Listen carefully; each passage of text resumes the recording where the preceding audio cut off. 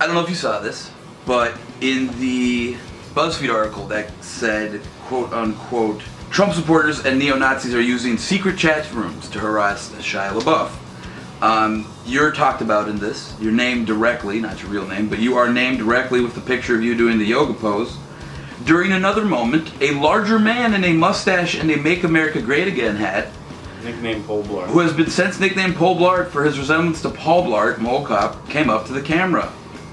Paul Blart got into a large enough argument with protesters that it eventually drew attention of Shia LaBeouf, who stepped in to intervene. So how do you feel about being named in a BuzzFeed article that calls Discord a secret Nazi chat? Secret Nazi chat. Well, anything can be a secret Nazi chat room. It just has to have Nazis. We can use fucking Zanga and AOL profiles in MySpace and yeah, you know. So I don't put much weight into that either. Now, the article itself was wrong. I didn't get into a fight with protesters. I was there on a peaceful night, just bullshit eating pizza, and then I started insulting Shia's movies and Shia himself. Now, I didn't get too personal because I believe if you're gonna shit talk someone, you should shit talk them to their face. So I insulted Shia's movies. I said I'm not a fan of his, and I'm not a fan of his movies. Now, well, we'll talk about him personally, whether or not I'm a fan of him personally, because I've met him at least 5 times. So we'll get to that eventually, but I'm not a fan of his movies, and I was bad-mouthing them. And I said the only good thing he's ever done in his life, in his career, was bang Megan Fox. And just like that, he came fucking running from his apartment up the block that he rented to try and take control of the ground again after I had kind of, you know, impeded. So he came over, and there was no conflict. He just body checked me, which is where you try to show how tough you are by grabbing someone's hand and kind of bumping them with your shoulder. And I didn't budge because he's about 150 pounds and I'm 360 pounds. So I knew he knew I wasn't going to budge. I don't know why he tried to shoulder check me, but it didn't work out for him. And then instead of debating with me or anything like that, because that's what I came down there to do, I came down there to voice my opinion and all that. Instead of doing that, he started chanting his mantra. So I started chanting mine, he will unite us. And that's that, and we were going back and forth, and then I stepped away for a second to get a piece of paper to write something. I came back and he was gone. And that's the quickest I've ever seen a human being move, because it's a good block and a half view this way. When someone walks away from the stream, they got a good block to go before they're out of view. And I went around the corner, I grabbed a piece of paper, I wrote something, I turned the corner and he was fucking gone. I don't know what that was all about. So I didn't have a disruption. I tried to have a debate. Shia tried to get tough with me. He saw that I was 3 times his size. He backed down and he did his little mantra and I did mine, and that was that. And then someone in my family told me that I was being mean to him. So the next day I came there and I had a short conversation with him, and I shook his hand and I was like, listen, I really wanted to debate, you know? I was like, but if I was being mean, let me know. And he was like, no, bro, it's all good. And then we shook hands, and then he went back to saying he will not divide us, and I went back to saying he will unite us. And that's that. And then every time I saw him after that, we shook hands again. Even the night that he hit that kid, when I showed up with stuff for him, for Shia too. Like, I never was completely, like, I wasn't being hateful towards anybody. So when I showed up that night, I had Taco Bell, which means and I had extra tacos for like a few people, and then I bought a whole case of soda, which I even handed out to people who were not on my side. He will not divide us. He will not divide us. People who were chanting, he will not divide us. I was trying to be nice about it. I figured, you know, we're all going to be here. We're all going to be having this lively moment. I tried to give a soda to Shia, and I've said this before, but I'm sitting there with soda in my hand. I'm like, hey man, you want one? And he's just like this, staring at the kid that he eventually wound up hitting. He's staring at him like this, going, he will not divide us. He will not divide us. He will not divide us. Not taking his eyes off the kid. So I go in between them and I go like this. I'm like, hey, do you want a soda? And he went like this with his hand, like no. And he kept going, he will not divide us. Staring at the kid like that, and not taking his eyes off him, not fucking blinking, just doing this. So tried to step in between. You can hear it on the audio of the incident, but He will not divide us. He will not divide us. he did. He will not divide us. The kid, the black guy blocked the camera, He will not divide us. He will not divide us. so you couldn't see anything. But basically, I stepped in between them, and I said, "What's going on here?" And the kid was like, "I don't know." And he's like, "It's like he's just mad at me." And then Shia wouldn't tell me anything. I said, "Are you okay?" to Shia, and he didn't say anything. And then at some point it got out of control, and Shia swung at the kid. One time he swung at him, and I belly bumped Shia away and was like, "Don't put your fucking hands on people." And then the second time I like turned like this for a second, and he reached over me and hit the kid in the face. And again I pushed Shia away. And then, but even that night, my point I was getting to originally, even that night, like right before the conflict, I was trying to be friendly with Shia. I brought him a soda, and I was shaking his hand. So I was never trying to be mean.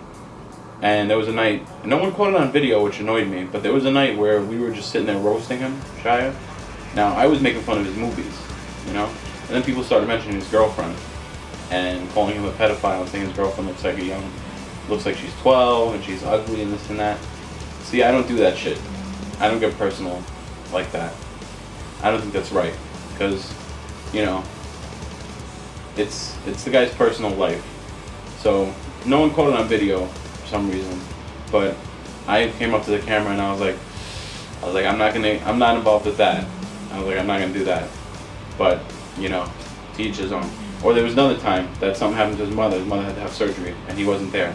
And I went to the camera, and I was like, listen, all our different opposing views aside, I was like, I know you're dealing with something right now, and I didn't say it out loud. I didn't want people to start chanting "fuck your mother" or something like that into the camera. I went to the camera and I was like, our different views aside, I'm like, I hope whatever you're dealing with, and I knew what he was dealing with. Lean back, man. Lean back. Lean back. I want to hear this. The double take, go ahead. Anyway, I knew he was dealing with his mother having surgery, and I went to the camera and I was like, I know you're dealing with something right now. I was like, I hope it gets resolved. I hope it all goes okay. And I was like, I hope it ends. Like, I hope it ends soon so you can get back here and we can continue this, you know? Like, I tried to be friendly with him, and me and him never really had any beef like that. But he did get cunty, you know, a lot. Like, what are you gonna do? The over-the-line shit was him hitting that kid in the face. There was no point to that. And he'll try to explain it. Yeah, another thing. I mean, I've already explained this too, but that fucking Nazi thing is bullshit. That kid was Puerto Rican, and the only thing he did all night was read a poem. That's it. He was a Puerto Rican poet. Where the fuck, at no point, even if he was a Puerto Rican Nazi, like you somehow came to that conclusion, you never say anything remotely Nazi-ish. You read a fucking poem. This Puerto Rican poet Nazi, come on. Shia's delusional. He creates problems where there is none. So. And you say victims. Yeah. So you went down the morning after season 2 to talk about the hypocrisy of the stream. You said that you wanted to come down and you'd been up and you were visibly shaking. I haven't slept in a long time, so I'm a little fucked up. I haven't eaten. But you wanted to say So, You're not divided. whenever people who have an opposing view come, they get kicked out of here, as I've been watching. People like me. Then there's supposed to be a 5-minute time limit. That's what they told us. And I see people, yourself specifically, Right. on here for 5 hours. That doesn't seem very fair. That's not true. That's not what's Well, happening. that's what they told us. Just let me just finish. Yeah, let him say what he wants. So, Paperboy said that's not true, you're lying about that, this, that, the other thing, and then you guys got into it There are people. I didn't see anyone spreading it. There would I be- think I got kicked out who was drinking milk. after he brought up the point about drinking milk is hate speech. Drinking milk. What did he say? That's hate speech. He didn't say it was racist. The first thing he said was that it was hate speech. Code word for racist. Of course. How do you feel about Paperboy saying that milk is racist, that he started that meme? How do you feel about that whole interaction with Paperboy that morning? Well, let's not give credit to him. He doesn't deserve credit. But he We'll did give do credit. We'll give credit to Milkman. it. Well, yeah, He started it by drinking milk, of course. and all Paperboy did was play the victim. Corrupted, And yeah. let's give credit where credit is due. I don't want to give any credit to Paperboy because he doesn't deserve any credit. Milkman started it. Milkman was drinking the milk, and he was, maybe unintentionally, but he did start it. And all Paperboy did was play the victim, which is what he always does. It's on video. We have you on video. I think you're trying to look for a reason to be a victim. What? He tried to say chicken tenders are racist too that morning. No, the chicken thing, no. I will not accept that. That was a racist move, and I watched it go down. You guys are handing out and trying to do your little, like... Bullshit. So, he said that because we were handing out chicken to black people, which we weren't, by the way. I think he was the only black guy there. There was like 2 black people there.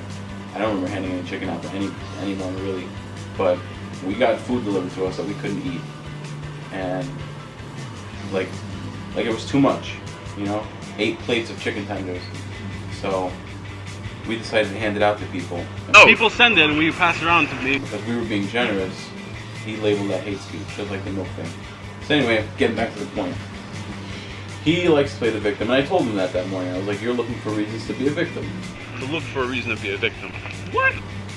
And that's all you're doing, and that's all he did that whole time. And he was like, nah, I try to come out here and have fun and this and that. He wasn't about having fun. He was about trying to create an internet personality, try to get his own fucking show. Absolutely one of the fakest people I've ever met in my life. And comes from a nice, rich family and acts like he struggles. There's nothing good about that dude. But anyway, more so to the point. How do I feel about the milk drinking racist thing? Like, is that what you want to know? Yeah. Didn't I discuss it earlier? Oh, no, I discussed this. Well, just, you know, you were there with him in the morning, and you really had you talked to him about it. It wasn't that, how do you feel about what he said? You talked with him about it. How do you feel about that talk?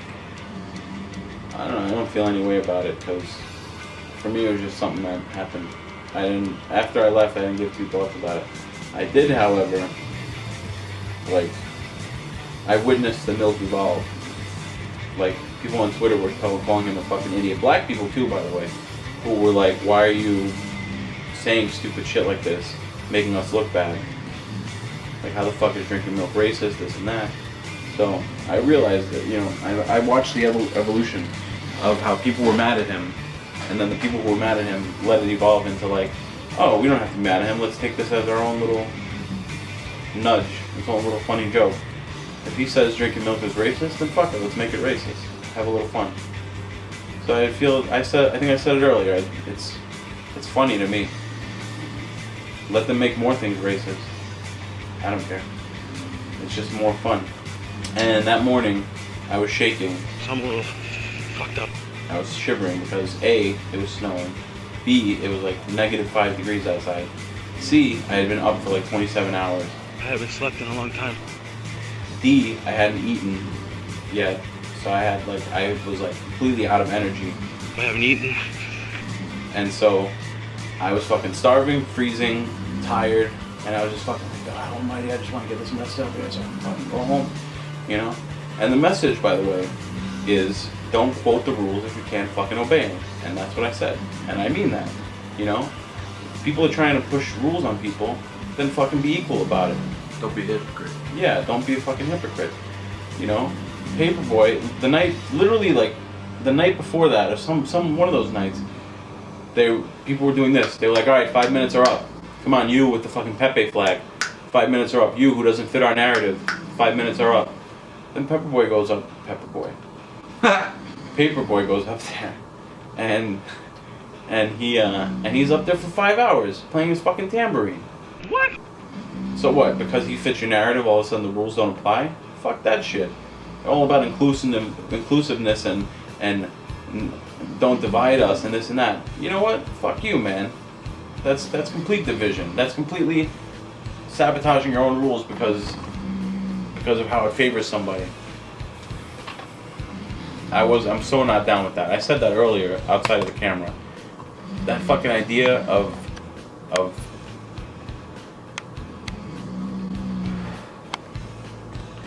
I'm not explaining it. It's like, oh, I know what I was talking about. I was talking about how everyone wants to fucking suck the Muslims' dicks these days and fucking worship them and help them and we got to do this for the Muslims. oh, they're so persecuted. Meanwhile, if a fucking Christian gets persecuted, no one fucking bats an eye. I don't know what the fuck Christians did that they're so hated, and fucking Muslims are so loved. I don't remember the last time I heard about a fucking Christian on the news cutting somebody's head off or fucking blowing up a building. Same thing with Buddhists and fucking Hindus and all these other religions, and yet we're catering to Muslims? Like, what the fuck? And that's what I was talking about earlier. That's that divisiveness. That we're gonna put all these rules. We're gonna have all these rules that you have to follow, except if you're this one that we like, and we're gonna be especially hard on the rules if we don't like you.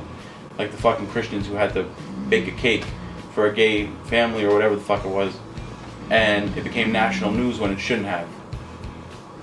And meanwhile, if I went into a Muslim bakery and I asked for a cake with a fucking Christian symbol on it of some kind, like a cross or something like that, and they didn't bake it for me, I'd be considered a bad guy. And that's really a big reason why shit like this, shit like Hindu and all that, are such, like there's such a big thing now. Like constant demonstrations of the left and the right and all that, is because nobody can agree that, no one can agree to do this, no one can agree to be together, follow the same rules. Everything has to be fucking special. Everything has to be politically correct, and everything has to be done a certain way, and it's your way, it's not our way, this and that. You know? It's bullshit. It's all a lot of bullshit. Let's hold these people to the rules, and let's let these people get away with it. And that's not how the world should work. And as long as people keep trying to push the world to work like that, it's just going to be more butting heads. Which is why I was so pissed at them kicking us out. It was my main point.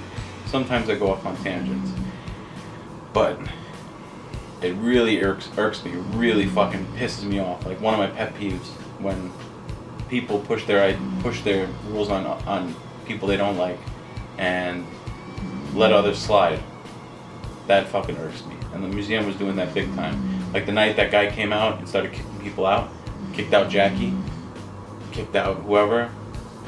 Meanwhile, people who we could see in the camera, you could see people in the camera who were chanting "He will not divide us," who were being violent and shoving people and cursing at people. He saw them.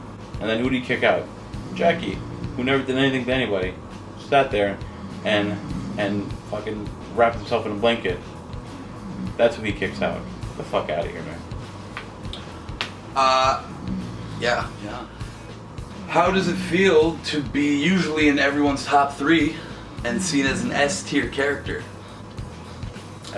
Above A, you know, the top 3. I've never heard that term before. It's Japanese. You're Japanese. Anyway. I wish. How does it feel to be a top character? Well, I think I fucking earned it. I was there, you know. But yeah, so yeah, you earned it. Okay, No, cool. That's a good point. I usually don't think take- you did. No, you said that you felt that you needed to. These people loved you, and that you wanted to go back and give to these people because it's like, you know what? If they're liking it, I'm down. So I think if you mean it like that they wanted content and you delivered. I think I earned it because I'm pretty brazen as it is, you know. I don't have a problem stepping up to people who are at the camera and stepping between them and stuff like that. Now, I'm not gonna say that any of our friends here are wimps, because we're not. Otherwise, we wouldn't have shown up in the first place. But, you know, there's certain people who tried to stay away from the camera, certain people who didn't want to cause a conflict. I went right up to the camera each and every time that I had an opportunity. And I was nice about it, you know. I would step aside and let a girl talk or whatever it was. But I wasn't going to let people push us around. And I think that's why I kind of stick in people's mind. Because where everyone else was timid, to put it a certain way, I'm not. And that kind of gung-ho attitude kind of sticks with people always. The anti-hero sticks with people. Always does. Stone cold. Yeah. Why do you like pro wrestling? I don't like pro wrestling. I love pro wrestling. But The reason I love pro wrestling, well, I've been watching it since 1994. So, when I was 4 years old. So. Who got you into it? I don't remember. I just remember that some parental figure in my life turned on the TV and they're like, "Oh, you've never seen wrestling? Well, you gotta watch this." You know, like, yeah. And then from then on, I was just hooked. I watched Monday Night Raw. Before that, I was into Power Rangers. I guess I always had a thing for action, but it went Thomas the Tank Engine, Power Rangers, pro wrestling, and then it was always just pro wrestling. That's it. Took a little break at one point in my life. I didn't watch from the year 2003 to 2005, and I jumped back into it because I was busy partying and getting laid a lot. But I love pro wrestling because it's something, I don't know how to describe it. It's like,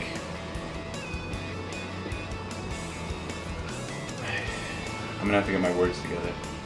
Let me think. What do I love about pro wrestling? I think I kind of explained it earlier. It's dedication to that. Like, you gotta love what those people do, man. I mean, yeah, they make a lot of money, but those people are out there every night. 350 days on the road. Yeah, a lot of them don't see their families for weeks at a time, and they're out there and they're putting their bodies on the line. And you see these guys when they get older. Somehow the idea that wrestling is fake still persists, even though you see these people when they get older and they can barely fucking walk. I mean, look at Mick Foley. The guy can't tie his own shoes.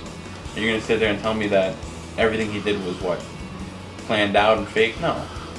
That mat is hard, that floor is hard, those turnbuckles are hard. The ropes are metal wrapped in fucking duct tape. Essentially, they're basically steel cables that they can support people's weight.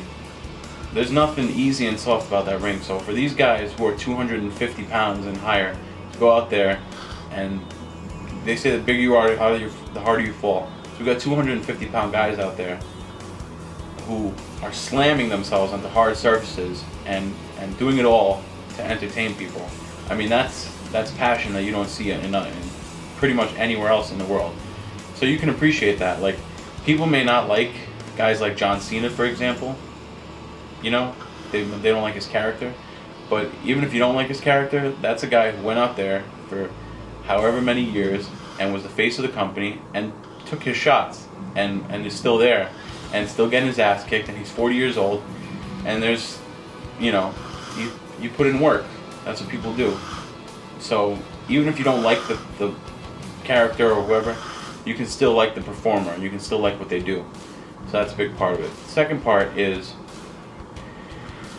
it's the investment you have in like a character, you know, like your favorite wrestler.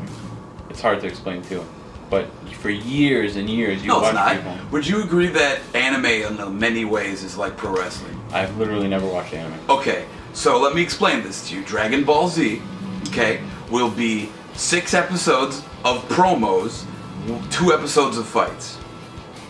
Does that sound like pro wrestling to you? Gay wrestling. It's a lot of fucking promos, I don't know. But I'm saying that, Well, fine, smaller fights, promos, and then the big ending. maybe lose my train of thought. Well, just you were talking about how you get invested into a character and that's weird to explain, but it's not, because it's kind of like how people pick waifus or their favorite characters in anime. My wife was Aubrey Plaza. Has been for many months. Years. Probably 2. I love that chick, man. Hopefully this like documentary gets big and she sees it and she knows that I'll be willing to do things to her that not a lot of other men would be willing to do. I'm just gonna put that out there. I'm dedicated. I'll go down on her for like a whole weekend. I don't give a fuck. I won't break for food and water. 48 hours. I will spend 48 hours with my face buried in her pussy. I will do it. I know that doesn't sound romantic, but you think about that, Aubrey. You think about that. So who's your favorite, Yeah, let me get to what we were saying before. We drifted off. Yeah, it's good. Wrestling and pussy, they go hand in hand. But, No, they really don't. They don't. They really... you get invested in the characters. Like Dean Ambrose, right? That's probably my favorite right now. I really love Luke Harper and, you know, got a soft spot for a couple of other guys. But Dean Ambrose is probably my favorite right now. and you get that fucking peak, man. You're waiting, and you're like, oh, he didn't win the title that time, but someday, man, he's gonna get it. Now, I'm not saying that if your favorite wrestler is Fandango, that you're eventually gonna have a payoff. Sorry, you're not. But you know, you choose a favorite wrestler, man, and you're there. You're doing this with them. You're in their peaks and their valleys, and you're fucking invested in them, and you want to see them succeed. And like, you know, again, it's pro wrestling offering something you don't get in any other form of entertainment. You know, people may have favorite actors, but I don't think people sit there and they're like, oh, this role is gonna be the one that does it. This is gonna be his big one. And there's no this for actors. There's just watching them. There's no investment, I don't think. They're just people that exist to entertain. Wrestlers, on the other hand, they like, I don't know how to explain it, man. It's just like, you live vicariously through them. You're like this with them. Your favorite wrestler, he's always in here. You're watching it and you're like, I know I'm fucking marking out right now, but like, it's just goddamn Mark. It's just, you know, that's what they want you to believe, though. I know, but I don't, like, I do believe it. I don't know how to explain it. Like, well, I think it goes back to respecting it as an art form. Yeah. But well, as long as you're self-aware, which you are. Yeah. But so would you like, say? I know it's scripted. Well, why is Dean Ambrose so, you know, for you? Because I think that at some point, I think that he has untapped potential. I think he's been stifled, and I think he's got that wild streak in him that can make him, you know, the next Stone Cold kind of guy. And I'm just waiting for them to unleash that, you know? And I know. But I'm saying, I'm there for the ride.